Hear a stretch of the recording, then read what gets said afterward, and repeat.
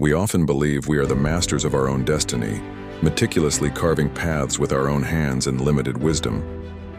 Elias spent his nights mapping every turn, every mountain pass, and every well, seeking a certainty that the world rarely provides. He held his plans tighter than his faith, convinced that his own preparation was the only shield against the unknown. As Proverbs 16:9 reminds us, in their hearts humans plan their course, but the Lord establishes their steps. With the world still hushed, he set out on his journey, his pack heavy with the weight of his own expectations. But life rarely follows the neat lines we draw on parchment. Without warning, his carefully planned route was severed. Frustration mounted as his strength began to fail. The harder he pushed against the obstacle, the further the way seemed to close.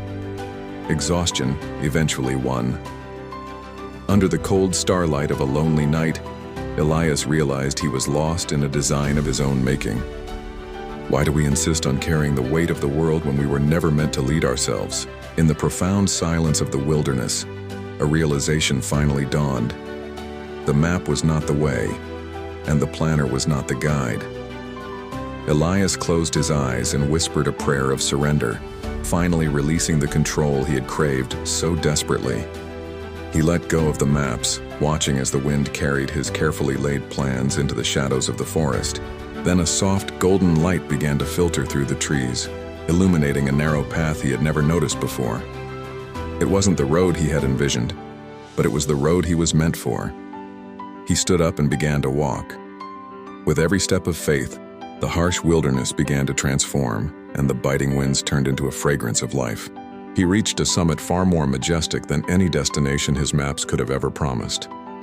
For as Psalm 37:23 says, "The Lord makes firm the steps of the one who delights in him."